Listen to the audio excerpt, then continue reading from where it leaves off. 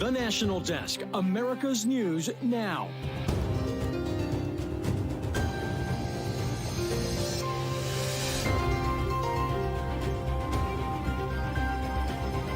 The absurdity of the number merely underscores the absurdity of the entire proceeding. The verdict is in. Just how much a jury thinks Rudy Giuliani should pay for his comments defaming 2 election workers. Then, caught in the crossfire, coming up, the startling admission by Israeli forces on the fate of 3 hostages in Gaza. And new research shows that more people than just professional athletes could be at risk for developing the effects of CTE. This is the National Desk, America's News Now. I'm Amira David. Former NYC mayor and Trump attorney Rudy Giuliani in the hot seat and on the hook to pay $148 million in damages to 2 former Georgia election workers. This after he lost a suit over claims that he defamed the 2 women when he said they committed fraud back in 2020. And it's not the only legal trouble for Giuliani. He's also facing a separate case related to his efforts to subvert Georgia's 2020 election. He's facing more than a dozen charges in that case, and he has pleaded not guilty. Right now, we are tracking a low pressure system in the Gulf of Mexico that's expected to form tonight into tomorrow that could really bring strong force winds, rain and flooding to Florida on Saturday and then up the East Coast this Sunday into Monday. A storm moving across the Central Plains will bring more rain coming towards the east. Tornadoes are possible. By Monday, much of the Northeast will see rain and wind with the potential for snow. And developing right now, we are learning Israeli soldiers shot and killed 3 hostages in northern Gaza who had been mistakenly identified as a threat. The hostages have been identified as Yotam Haim and Samer Talalka and also Elan Shamirs, all kidnapped from a kibbutz on October 7th. It comes as the IDF also recovers the bodies of 2 additional hostages, 2 soldiers, each 19 years old. The circumstances around how they died remains unclear. Meanwhile, as the Israeli military bombardment in Gaza continues, National Security Advisor Jake Sullivan wrapping up a 2-day trip to the Middle East, upping the pressure on Israel to transition to another phase of the war focused on more precise ways of targeting Hamas leadership. Today, Sullivan speaking from Tel Aviv on the heels of President Biden's comments that he wants Israel to, quote, be more careful to protect civilians, and just a day after a troubling U.S. intel report that revealed nearly half of the Israeli munitions hitting Gaza have not been precise.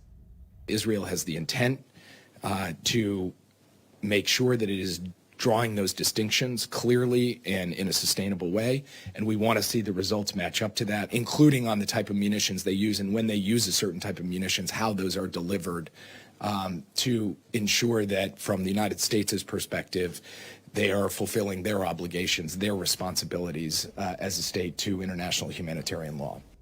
The comments come as another divergence in how Israel and the United States view post-war Gaza shows and who should be left to govern the enclave when the fighting subsides. Sullivan reiterating what President Biden has long said. We do not believe that it makes sense for Israel or is right for Israel to occupy Gaza, reoccupy Gaza over the long term, and that we would like to see ultimately that transition take place, and we can continue to work through the circumstances and the context for that transition. The U.S. says it wants to incorporate a revamped Palestinian Authority into post-war Gaza governance, something Sullivan discussed today while in the West Bank meeting with the Palestinian Authority President Mahmoud Abbas. Israel has thus far rejected that suggestion. Talks of what's next as hostilities on the ground still continue in real time. Today, rockets over Jerusalem as Israeli strikes continued with intensity in southern Gaza. At least 17 people were killed after artillery fire struck a school and residential homes, according to hospital records in Gaza. The IDF has yet to comment on that.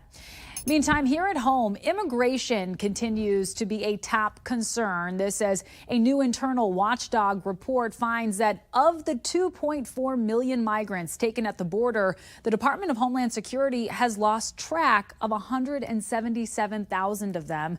The National Desk's Jordan Elder takes a closer look at the government's problem and possible solutions.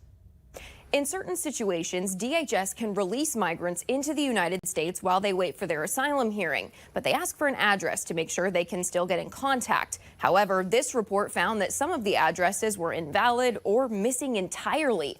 That means the government may not be able to find thousands of migrants to tell them about court dates or continue the immigration process. What do a restaurant in Maryland, a church in Illinois, and a car dealership in New Jersey have in common? They were all listed as destination addresses for multiple migrants when they were released into the U.S. The only problem, that's not where they ended up. This is unacceptable. This is putting our communities at risk. It's the same alarm that the Office of the Inspector General sounded when they analyzed these numbers. From March of 2021 to August of 2022, more than 177,000 migrants provided invalid addresses. 54,000 of those were entirely blank. How is the administration going to communicate with those individuals to let them know when their cases are off for immigration court? Ari Jimenez is a retired Homeland Security special agent in charge. He says this report shows that officials weren't validating these addresses, checking for repeats, or paying close attention to trends. They're never going to be found. Republican Senator John Cornyn introduced new legislation calling for more transparency about how migrants are handled at the border, citing the high crossings in Texas. This is also a blinking green light saying to anybody and everybody who has the money to pay the smugglers to bring them to the border, keep coming. Democratic Congressman Henry Cuellar tells us the information in this report is not a new development. He says in a statement that he'll continue to provide the necessary resources DHS personnel need to effectively manage its non-detained docket. The OIG did offer 4 solutions, including a plan for when migrants don't have an address to give, validation of those addresses, more data analysis, and resources. DHS disagreed with all of them. The end of this report announced that as of April 2023, ICE is using a new address form that has built-in verification. It says the entries are cross-checked with sites like Google Maps and the Postal Service. ICE and Border Patrol also have new technology to help coordinate these cases. For the News 4 I-Team, I'm Jordan Elder. A Mississippi grand jury has declined to indict an officer who shot an unarmed 11-year-old child, a boy, in the chest back in May. Indianola Police Sergeant Greg Capers shot Adarian Murray while responding to a call about a domestic dispute. The boy was in the hospital for 5 days. Caper has been on administrative leave, unpaid leave. The Murray family is now suing at the federal level. The mother of a 6-year-old who shot his teacher in Virginia in January is now facing almost 4 years in prison. Deja Taylor was sentenced today at the state level to 2 years for felony child neglect. She already had a federal sentence of 21 months for using marijuana as a gun owner. Homelessness in the United States has hit the highest level seen, with nearly 653,000 people living on the streets or in shelters. Although recording only began in 2007, the numbers released today from January 2023 show that more than 70,000 people are listed as homeless when compared to January of 2022. That's an increase of 12%. Some reasons for the increase are blamed on rising rent and home prices, as well as the ending of many COVID-era aid programs. Foreign governments send billions of dollars to our colleges and universities. Now those institutions are facing growing scrutiny over how those funds are used and China's influence in particular on American higher education. Our Janae Bowens explains. Our nation's top colleges and universities on the hook for receiving billions of dollars from foreign countries. Unfortunately, many schools fail to report these foreign gifts and funding, leaving foreign actors with a stranglehold on U.S. academic institutions. House Republicans say as much as $13 billion in foreign funds to universities from adversarial countries could have been unreported. We permit hostile foreign actors like Qatar, Iran, and Communist China to buy influence on our college campuses. Full Measure's Cheryl Atkinson recently reported Texas A&M has accepted more than $1 billion from Qatar for projects, including sensitive nuclear research. Texas A&M also has a campus there. We know that Hamas, their leadership, lives in Qatar and is supported by the Qatari regime. Are they sharing some of this military secrets or research with them? The House passed a bill with bipartisan support just a few days ago that lowers the minimum foreign gift reporting threshold for colleges and universities. More than a dozen higher education groups sent a letter to House leadership opposing the bill, calling it problematic, saying it will curtail international research and collaboration. Confucius Institutes are also under scrutiny. Now, those are Chinese language and cultural programs at American universities and colleges that are partially funded by the Chinese government. Although many schools dropped the Confucius Institute name, experts say China is still sending millions of dollars to colleges to fund educational programs. They generally include staff brought over from China, and unfortunately, those staff tend to be spies against other Chinese and against American technology. Now, Amira, there's proposed legislation that would prohibit federal funding to schools that host those Confucius Institutes. And Janae, how widespread is the lack of transparency when it comes to colleges and universities not really reporting accurately these foreign donations they're getting? Yeah, so it's pretty big. A Senate report from 2019 found that up to 70% of all institutions failed to comply with current legal reporting requirements. Amira. Janae Bowens reporting in D.C. for us. Thank you as always. And this just in, we are learning tonight that Friends actor Matthew Perry, who passed away back in October, that he died from acute effects of ketamine. The coroner said Perry was reported to have been using it as a therapy for depression and anxiety. Matthew Perry was just 54 years old. Coming up, Starbucks could be required to reopen several stores across the country over claims of illegal activity, the allegations and reaction from employees. Then a mysterious illness impacting dogs is spreading to more states, what pet owners need to know. Plus, new research shows the degenerative brain disease, CTE, has a much wider impact than previously known. We'll have the details for you when we come back.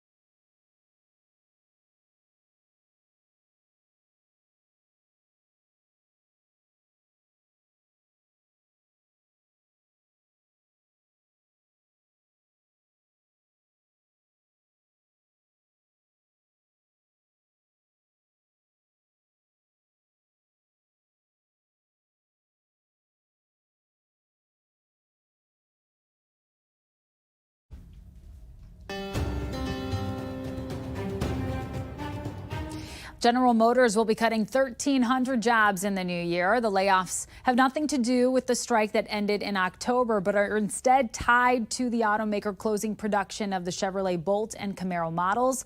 The Orion assembly plant in Michigan, where nearly 1,000 impacted employees work, is being retooled to allow GM to begin to make fully electric trucks. That plant not expected to reopen until late 2025. GM is looking for new job opportunities for those who have been laid off. It comes as the General Motors self-driving car subsidiary Cruise is cutting about 1/4 of its entire workforce. About 900 full-time workers will be let go, but will remain on payroll until February 12th. Cruise pulled all of its street vehicles from testing in October because of safety concerns. Starbucks, it could be forced to reopen 23 stores nationwide over accusations of unfair labor practices.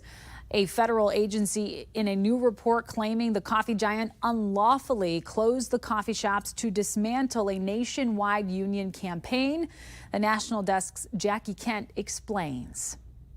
It's a little emotional. It's a little nostalgic. It's been 18 months since it was shut down, I believe. Starbucks barista Mari Cosgrove says they still miss working at 505 Union Station. They transferred stores when Starbucks shuttered 6 Seattle area coffee shops last year, citing safety concerns. But Cosgrove claims that's not the whole story. I believe the announcement came less than 2 months after we had voted to unionize. The National Labor Relations Board just filed a new complaint, alleging Starbucks violated labor laws by closing stores due to union organization, including multiple Seattle coffee shops. The country's top labor body is seeking an order for Starbucks to reopen these 7 Seattle stores and 1 in Everett and offer workers their jobs back. This is my livelihood. I did take an hour cut when I had to transfer. I ended up having to step down from a supervisor. In response, Starbucks denies allegations of union busting and says it respects workers' rights to unionize.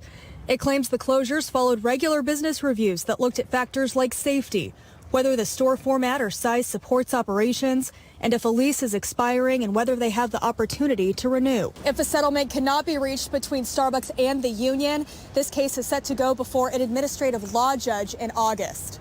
By the time this goes to court, it will have been 2 years since my store was shut down.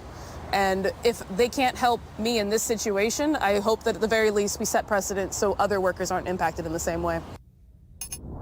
A mysterious disease affecting dogs is now in at least 16 states, according to the LSU School of Veterinary Medicine. Symptoms can be severe and can include coughing, sneezing, runny nose, fever, and fatigue. Researchers are working to uncover what's causing it, how it spreads, and how to best treat it. Vets say pet owners should avoid other dogs that could be sick. About 2.8 million passengers will fly each day during the holiday rush, according to industry lobby group Airlines for America. That would be about a 16% increase from last year's holiday flyers. The group says carriers have been preparing for months to accommodate huge demand this season. The FAA says holiday air traffic will peak on Thursday, the 21st. And we have reporters all across the country in your neighborhoods covering the issues that matter most to you. We're taking the pulse of America, and we start in Texas, where a law restricting books in school is working through the courts right now, and state education officials are moving forward with it in the meantime.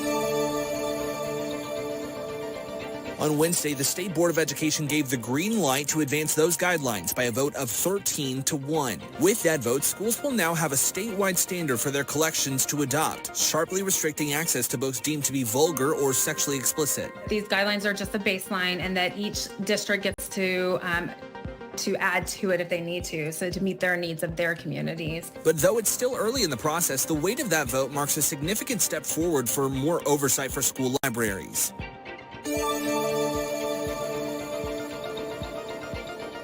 This stolen Hyundai goes through the front door and then it's off to the races as this group rips merchandise off the walls of Have a Heart Cannabis in Bothell.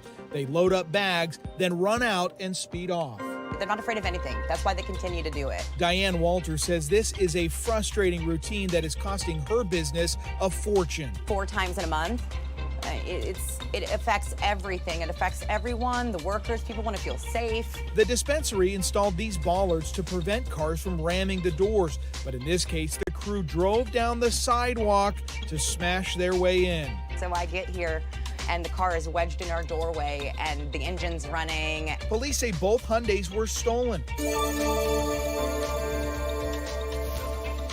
A mother, Rawa Hawaja, father, Nick Kadam, and son, John Kadam, were arrested after officers responded to a welfare check. Police found this teen trembling with lumps on his face on December 11th. Michelle, the assistant general manager at McDonald's, where this boy worked, says she had her shift manager call the police. They were torturing him. They had him down where they kicked and beat him unconscious. Michelle says their pastor called her saying the boy's brother, John Kadam, was threatening to kill the victim over the phone. Michelle says it was all because the boy wanted to become a Christian. Up next, we look into surprising new findings about a brain condition triggered by trauma to the head. We'll be right back.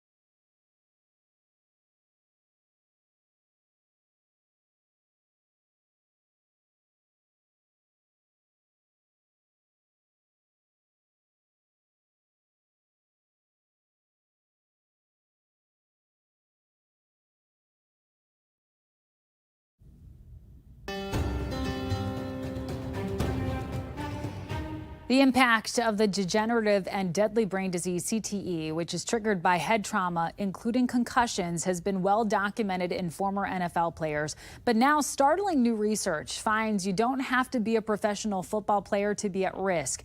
As Spotlight on America's Dwayne Pullman reveals, the disease starts earlier and across more sports than previously known.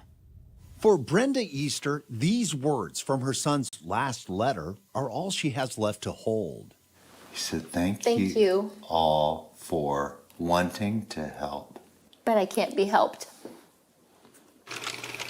Zach was a star linebacker at a high school outside Des Moines, Iowa. He loved every minute of it. Beginning with full contact football in 3rd grade.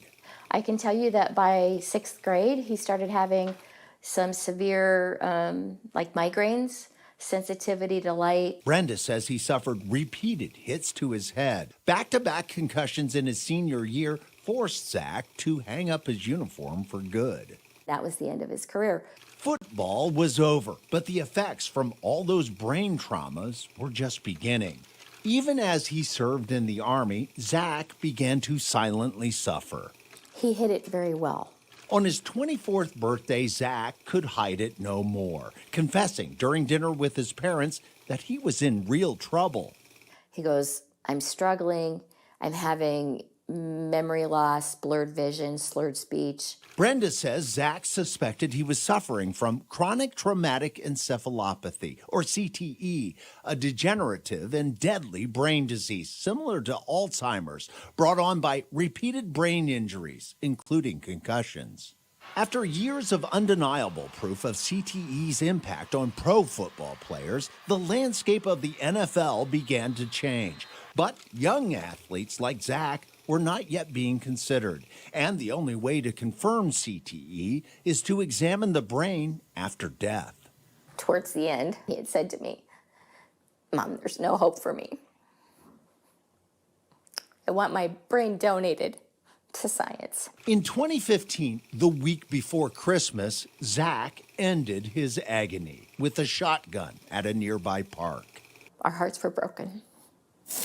Brenda honored Zach's wish, sending his brain to a top lab in California, which confirmed Zach suffered from CTE. That's a brain. That's a human brain? That's a half a brain, right. At the Unite Brain Bank in Boston, Dr. Ann McKee, director of neuropathology at VA Boston Healthcare System, invited us inside for a look and to discuss her latest groundbreaking study, which reveals a startling number of CTE cases in young athletes. Dr. McKee and her team examined the brains of 152 people, all under the age of 30. Most of them had played football, soccer, hockey, and other sports only at the high school and college levels. 63 tested positive for CTE. That's 41%. All the CTE cases, Dr. McKee says, are preventable. I need to speak for these families who've had this terrible tragedy that I know didn't have to happen. Meanwhile, Brenda Easter is pleading with all parents to consider whether head collisions and concussions are too high a price to pay for continuing to play a game. There's no need for you to continue doing something that may continue to harm your brain. Think about the future. For Spotlight on America, I'm Dwayne Pullman. Thank you, Dwayne. Coming up, former First Lady Melania Trump's message today in a rare public appearance.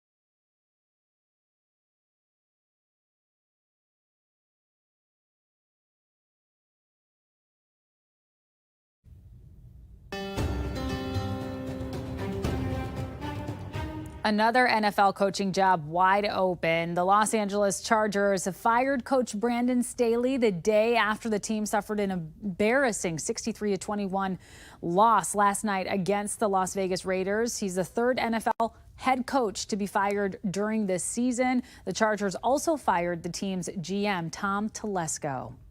And former First Lady Melania Trump making a rare public appearance today, delivering remarks at the National Archives naturalization ceremony. She recounted her own journey from immigrant to citizen, saying the process was difficult, but that she knew immediately when she arrived from Slovenia in the mid-90s that she wanted to make the U.S. her permanent home.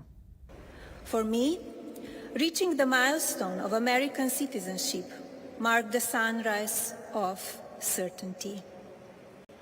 At that exact moment, I forever discarded the layer of burden connected with whether I would be able to live in the United States. A total of 25 people sworn in today as U.S. citizens, and a big hearty congratulations to them. That does it for this edition of the National Desk. We do invite you to join us again this evening for more coverage of America's top stories. I'm Amira David. Thanks so much for watching.